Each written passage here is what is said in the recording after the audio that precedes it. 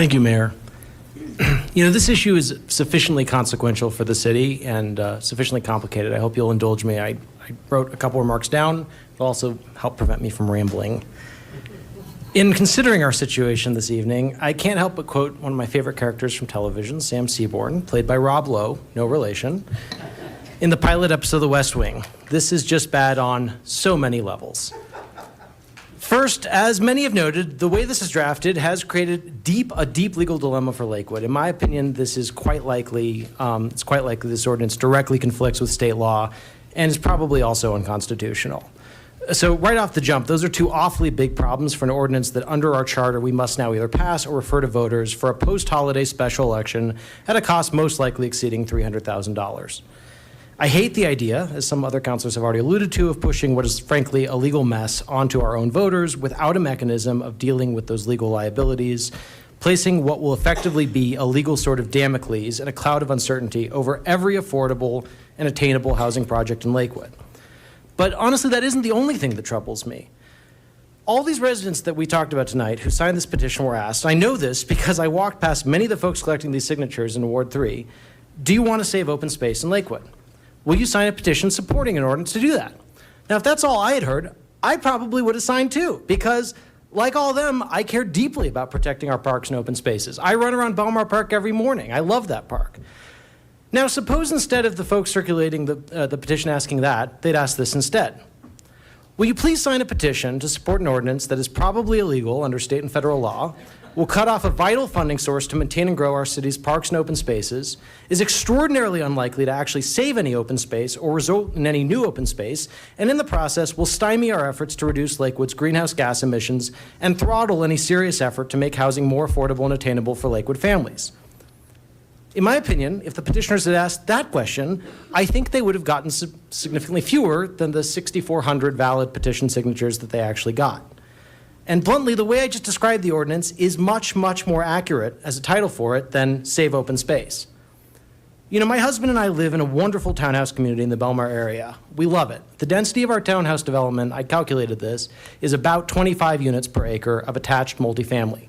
Under this ordinance, with the doubling of the dedication numbers with the formula in that ordinance, someone building that from scratch in Lakewood, building townhouses, would have to turn over roughly 40% of the land to the city of Lakewood under the formula in this ordinance. We already heard from Metro West Housing that 29% turning over to the city would probably kill a property. So this, never mind apartment buildings, never mind the Soviet-style architecture, quote unquote, let's just talk about killing townhouses.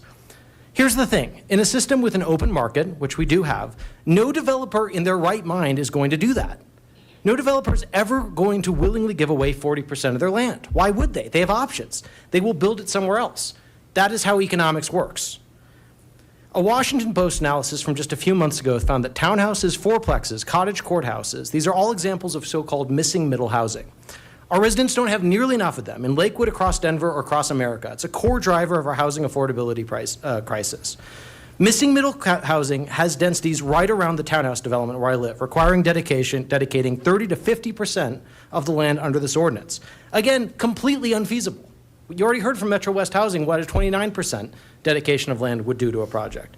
That's before we even consider condo or apartment housing anywhere in Lakewood, in Colorado's 5th largest city, which typically has a minimum density of 50 units per acre, which under the formula in this ordinance means turning over at least 80% of the land and more likely 100% of the land for most apartment or condo developments, which obviously isn't going to happen. Developers don't come in, buy a bunch of land, and then turn 100% of it over to the state. That's just not what developers do. I'm